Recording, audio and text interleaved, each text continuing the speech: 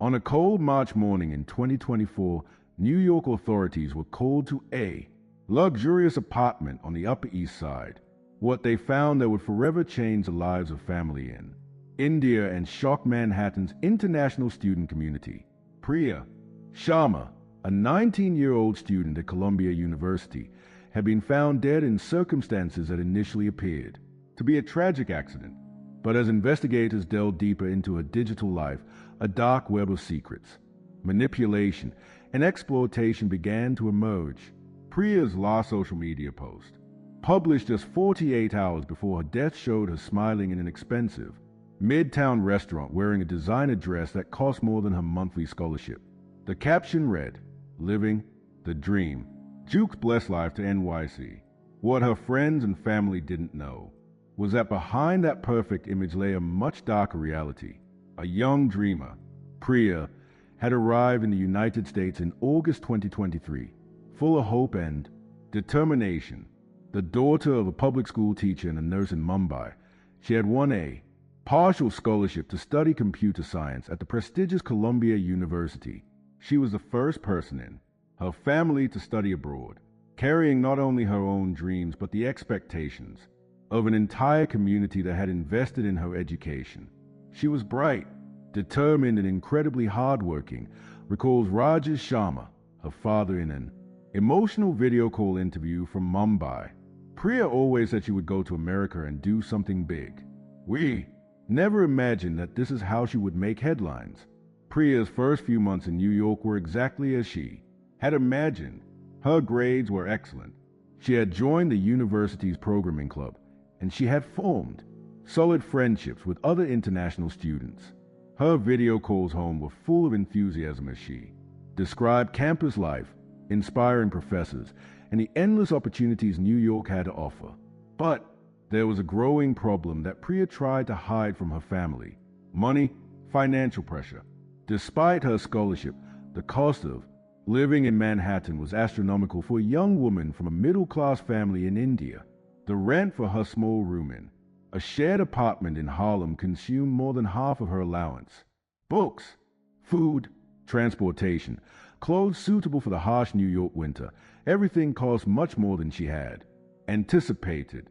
She started mentioning that things were more expensive than she expected, says Mira Patel, her roommate and fellow international student from Nepal. But Priya was proud. She didn't want to worry her family or seem like she couldn't handle independence. To compensate, Priya started working part-time at a coffee shop near campus, which was allowed under her student visa.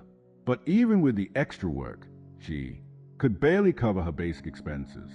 As she watched classmates from wealthier families enjoy expensive dinners, designer shopping, and weekend trips, Priya felt increasingly isolated and pressured.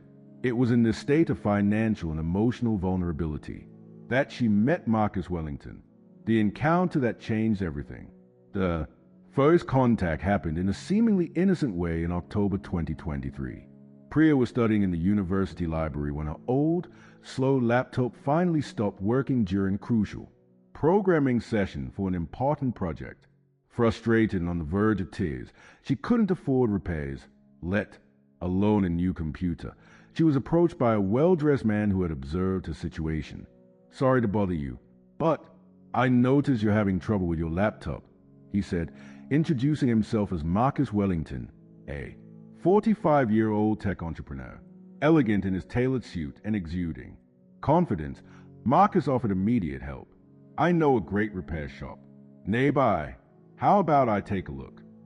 What could have been just a kind gesture from a well-meaning stranger turned out to be the first carefully calculated move by an experienced predator. Not only did Marcus arrange for Priya's laptop to be repaired the same day, something that would normally take a week, but he also refused to accept any payment. "Consider it a small contribution to education," he said with a warm smile. "I love supporting bright young people in their academic journeys." The first seeds of manipulation. In the days following their chance encounter at the library, Marcus began to appear more and more in Priya's life. First, it was a message on Instagram congratulating her on an academic presentation she had mentioned. Then in invitation to coffee, as mentors do with promising students at a fancy cafe on the Upper West Side. During that first official coffee, Marcus introduced himself as a successful investor in tech, startups, someone who had started from scratch and now devoted part of his time to identifying and nurturing young talent. He demonstrated impressive knowledge of Priya's field of study and asked insightful questions about her projects and career ambitions. He seemed genuinely interested in my future, Priya had told her friend Sarah. Then a few weeks later, not like those guys who only want one thing, Marcus talked about internship opportunities, industry connections, how I could stand out in such a competitive field. Marcus was meticulous in his approach. He never made obvious romantic advances initially. Instead, he positioned himself as a mentor, a protector, someone who understood the unique challenges international students faced. He talked about his own immigrant journey, even though he was a third-generation American, and how he had learned to navigate New York's elite circles, the subtle escalation. During November, Priya and Marcus meetings became more frequent, always in public and respectable places, fancy restaurants, art galleries, tech networking events. Marcus gradually introduced Priya to a world she had never imagined accessing. Dinners at Michelin-starred restaurants, exclusive events at elite co-working spaces, informal meetings with other young entrepreneurs. For a young woman who had grown up middle class in Mumbai and now struggled to pay for student pizzas, this world was as exciting as it was intimidating. Marcus always insisted on paying for everything, but in an elegant way, never making Priya feel like charity. He had a way of making it all seem natural, recalls Mira, her roommate. Priya would come home with new clothes, talking about important people she had met, incredible opportunities that were coming her way, and it was always Marcus introduced me to, or Marcus suggested that. Marcus' psychological manipulation was subtle but systematic. He alternated between boosting Priya's self-esteem, praising her intelligence, ambition, and unique potential, and creating emotional dependence. He began to suggest that other students and teachers did not truly understand her value, that she was different and special in ways that only someone with his experience could recognize. By December 2023, 3 months after meeting Marcus Wellington, Priya Sharma's life had changed dramatically. What began as occasional mentoring meetings had evolved into something much more complex and dangerous. Although she still could not identify exactly what was happening, it was like watching someone being enveloped by a fog. Mentoring had evolved into something much more complex and dangerous. Although she still couldn't quite identify what was happening, it was like watching someone being enveloped by a fog, described Sarah Chen, one of the few close friends Priya kept during this period. At first, she was just excited to have met someone important, but then gradually she started to distance herself from all of us. No, the first significant change was financial. Marcus had started offering increasingly extravagant gifts, always wrapped in seemingly innocent justifications. A new iPhone because a tech student needs the best tools. An expensive winter coat because I can't let such a talented young woman freeze in New York. Money for books as an investment in her bright future. Each gift came with a rational explanation and a paternal smile from Marcus. He had an impressive ability to make Priya feel special for, deserving his generosity while simultaneously creating an emotional debt that she unconsciously felt. The introduction of the apartment. The turning point came in January 2024 when Marcus made an offer that would completely change the dynamics of their relationship. During dinner at a fancy Italian restaurant in Soho, he casually mentioned that he had an extra apartment on the Upper East Side that was just gathering dust. Indeed, Priya, I've been watching how you've been struggling with the living conditions in Harlem, he said, his voice laden with genuine concern. That apartment is available. It has 24-hour security. It's close to campus. Why don't you consider moving there? It would be much more convenient for your studies. When Priya protested that she couldn't afford the rent for an apartment on the Upper East Side, Marcus waved his hand dismissively. Don't worry about that. Consider it part of the mentoring program. Young talent needs a right environment to flourish. The apartment was everything Priya had dreamed of, spacious, modern, with a view of Central Park. Compared to the cramped little room she shared in Harlem, it was like a palace. Marcus arranged for the move at the end of January, insisting on paying for furniture and even a new wardrobe, suitable for professional networking. Lee, the isolation begins with the move. To the new apartment, Marcus subtly introduced rules and expectations that began to isolate Priya from her previous support systems. He suggested she spend less time wasting energy on people who don't understand her ambitions and more time focusing on real opportunities for growth. He never directly told her to stop seeing us, recalls Mira Patel, her former roommate.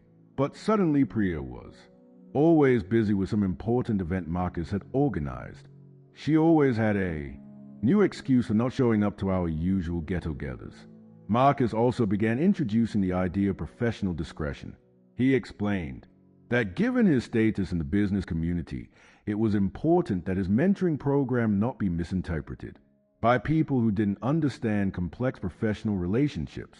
Priya should keep their meetings and her new living situation private, especially from her family in India. You don't want your parents to worry unnecessarily, he argued. They may not understand how professional connections work here in the United States. It's better to spare them the confusion. The first intimate request. In February 2024, Marcus finally revealed the true nature of what he was building. During an evening at his apartment, a Tribeca penthouse that cost more in monthly rent than Priya's family earned in a year, he made his first direct request. Priya, you are a beautiful and intelligent young woman, he said as they poured expensive wine after dinner. And I am a man who appreciates beauty and intelligence. We have a special connection, don't we? Why don't we explore that more deeply? When Priya hesitated, clearly uncomfortable with a change in direction, Marcus immediately changed tactics. He didn't press her physically, but emotionally. He talked about how he had invested in her, about the incredible opportunities that were yet to come, about how special people like them had relationships that were different from the conventional. I'm not talking about anything sordid, he reassured her, sensing her resistance. I'm talking about a mature, mutually beneficial relationship. You continue to focus on your studies. I continue to provide support and guidance, just with a more personal dimension. The escalation of control. After that conversation, the dynamic between Marcus and Priya changed irreversibly. Although she did not immediately agree to his more intimate requests, Marcus had planted the seed of a new reality. He began to be more explicit about his expectations in exchange for his support. He established regular times for them to meet. Initially, these were innocent dinners, but they gradually evolved into expectations that she would spend entire nights at his apartment. Marcus developed an elaborate system of emotional rewards and punishments based on her availability and appreciation. She started mentioning that Marcus got upset when she wasn't available, says Dr. Lisa Rodriguez, a counselor at the Columbia Mental Health Center that Priya had briefly sought out in March. She described feelings of guilt when she disappoints someone who has done so much for her. These are classic signs of psychological manipulation. Marcus also introduced an element of surveillance disguised as care. He installed security apps on Priya's phone, supposedly for her protection as a young woman living alone in Manhattan. He wanted to know where she was, who she was talking to, how she spent her time when they weren't together. The financial aspect intensifies. As February turned into March, Marcus became more direct about the transactional aspect of their relationship.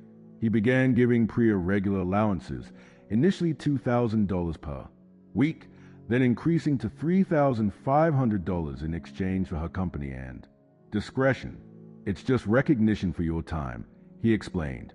Successful people value quality relationships, and you deserve to be valued. The money was tempting for a student who had struggled financially, but it came with invisible strings attached. Marcus laid down rules about how the money should be spent, insisting that she buy certain clothes, frequent certain beauty salons, and maintained certain standard of appearance that he approved of. He also began to use the money as a form of emotional control.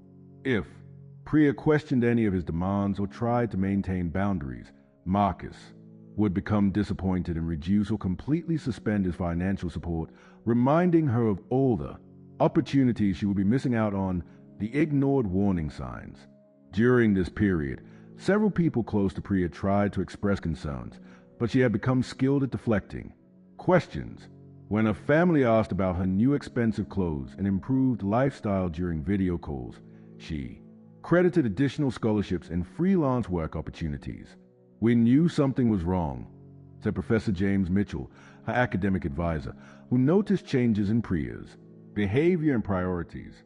Her grades were still good, but she seemed distracted, stressed.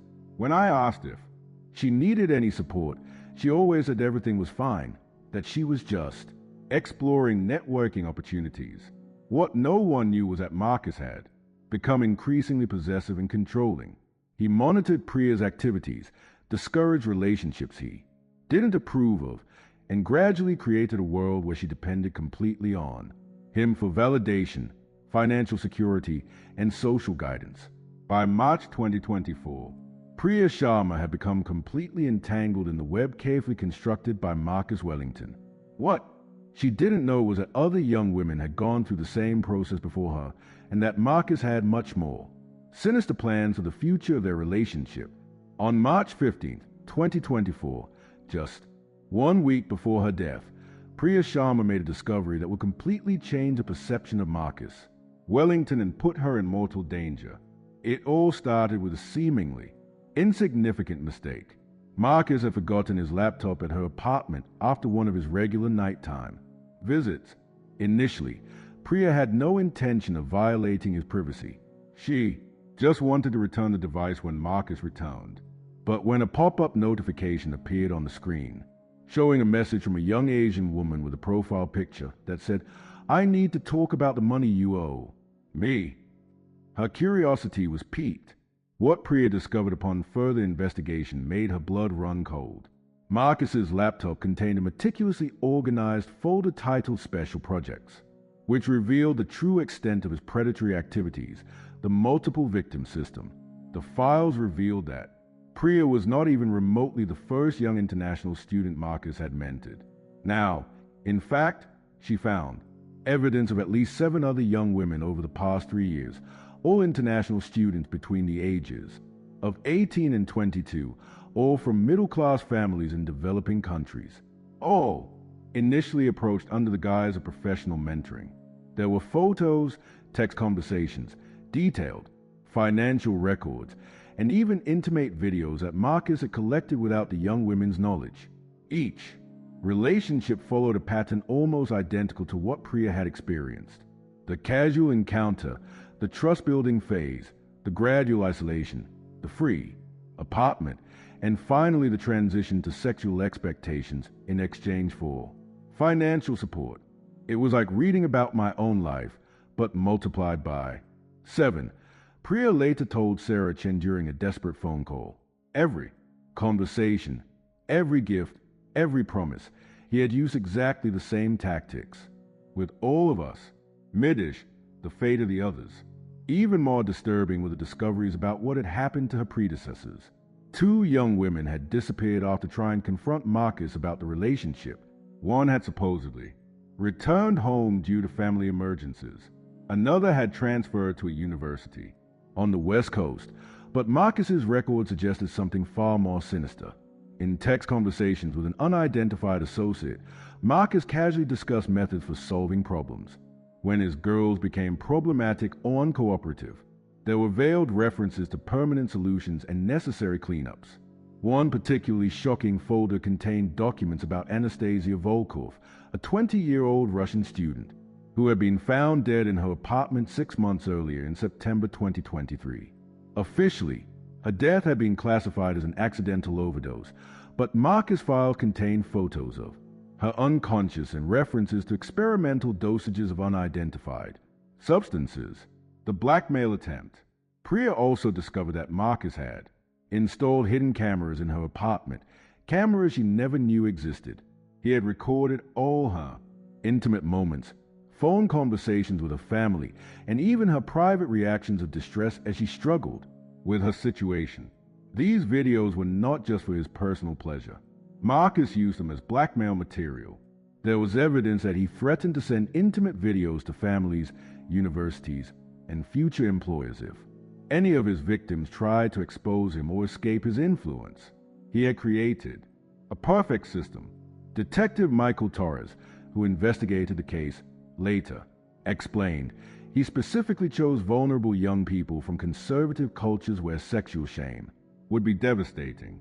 It was an almost inescapable psychological prison.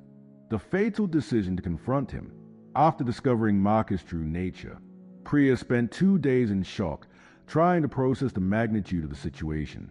She considered several options: going to the police, contacting the other victims, fleeing home. But Marcus had been careful in his legal manipulations, and Priya knew it would be her word against that of a well-connected and respected man. On March 17th, she made a decision that would cost her her life, to confront Marcus directly and demand that he stop his predatory activities. She called me the night before, recalled Sarah Chen. She was determined, but scared.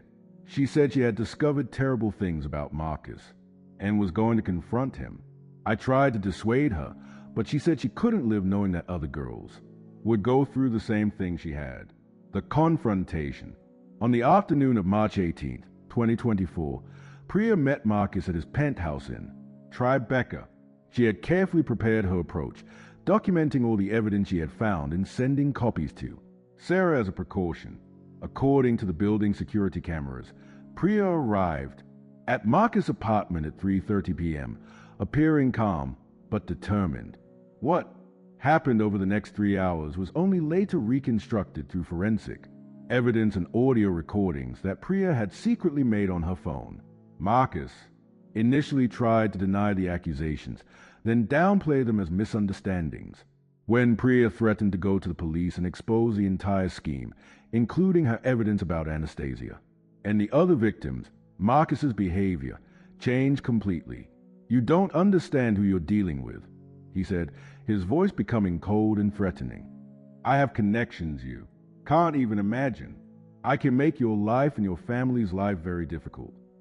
The fatal escalation. When Priya stood firm in her decision to expose Marcus, he realized he had lost the psychological control he had always maintained over his victims. By 6 p.m., the situation had escalated to physical violence. Later, forensic evidence showed signs of a struggle in Marcus' apartment. Furniture was overturned, glass was broken, and most significantly, there was evidence that chemicals had been forcibly administered. Marcus had prepared a syringe containing a lethal mixture of synthetic drugs similar to that found in Anastasia Vulos's system months earlier. When Priya tried to leave the apartment, he forced her to inject the substance, hoping that her death would look like another accidental overdose by a stressed international student. The final moments, the last recordings on Priya's phone, discovered days later by investigators, captured the terrifying final moments of her life. Her voice growing weaker due to the drugs, still tried to bargain for her life. "Please, Marcus, my family, they don't know where I am," she whispered as he carried her unconscious to a car. Marcus had planned to dispose of Priya's body in his own apartment, creating a narrative that she had committed suicide due to academic pressure and financial problems. He had done this before and it had worked perfectly. But this time, something went wrong. Maybe it was the excessive dose of drugs. Maybe it was Priya's unexpected physical resistance. Or maybe it was simply Karma finally catching up with Marcus Wellington. When he arrived at Priya's apartment at 9:45 p.m. that night, she was already dead. And for the first time in his career as a systematic predator, Marcus had left enough evidence of the truth to eventually come out. On the morning of March 19, 2024, at 7:43 a.m., an anonymous call came into 911 reporting a possible overdose in an apartment on the Upper East Side. What appeared to be yet another tragic case of a young person under academic pressure would soon reveal itself to be something much more sinister. Detective Michael Torres, a 15-year veteran of the NYPD specializing in crimes against vulnerable youth, was assigned to the case. At first, everything pointed to suicide or accidental overdose. He recalls, young international student, financial pressures, substances in her system. We saw similar cases every month. But something bothered Torres from the moment he arrived on the scene. Priya Sharma's apartment was too luxurious for a student with financial difficulties. The clothes in her closet cost thousands of dollars, and there were subtle signs that someone had tried to tidy up the scene before the police arrived. The first inconsistencies. The initial autopsy revealed a lethal mixture of synthetic fentanyl and ketamine in Priya's system, drugs she had never used before, according to everyone who knew her. Even stranger, the injection marks on her arm suggested forced administration, not self-administration. The position of the body was also wrong, explains Dr. Sarah Kim, the medical examiner responsible for the case. If someone voluntarily injects themselves with a fatal overdose, the body falls in a specific way. Priya was clearly positioned after death. The scene investigation also revealed evidence of cleaning. Industrial cleaning chemicals had been used recently and several surfaces showed signs of having been scrubbed hard. Whoever found Priya first had tried to erase evidence. The discovery of the phone, the first major clue, came when investigators found Priya's phone hidden under her mattress. A strange place considering she always kept it close by. More importantly, the device contained audio recordings she had secretly made in the days leading up to her death. The recordings revealed conversations with Marcus Wellington, including explicit threats and evidence of blackmail. But when investigators tried to locate Marcus at the address Priya had provided, they discovered that no Marcus Wellington lived there. That's when we realized we were dealing with something much bigger, says Torres. The identity Priya knew was completely fabricated. The predator's true identity. Through analysis of security cameras and verification of financial records, police discovered that Marcus Wellington was actually David Chen Morrison, a 47-year-old man with a complex criminal past and multiple false identities. David had grown up in a dysfunctional family in Queens, suffering childhood sexual abuse by an uncle who was later discovered to be a serial predator himself. This had created a disturbing pattern where David had become both a victim and perpetrator of a cycle of abuse. He had studied psychology at university before dropping out, explains Dr. Robert Kellner, a forensic psychologist consulted on the case. David understood deeply how to manipulate psychological vulnerabilities. He wasn't just an impulsive predator. He was a calculating professional, via the crime network uncovered. As the investigation deepened, detectives discovered that David operated an international sexual exploitation and human trafficking network disguised as a mentoring agency for international students. He had partners in at least 7 countries, including South Korea, India, Brazil, Nigeria, and Ukraine. The operation worked like this. Recruiters identified bright young people from middle-class families in developing countries who were applying to American universities. They provided free consulting to help with applications, even offering financial support for application fees. Once the young women arrived in the United States, David or his associates would make contact, always under false identities as successful businessmen interested in supporting young talent. The rest followed the pattern Priya had experienced: trust, dependence, isolation, exploitation. The other victims revealed. The investigation revealed that at least 23 young women had fallen prey to David's scheme in the past 5 years.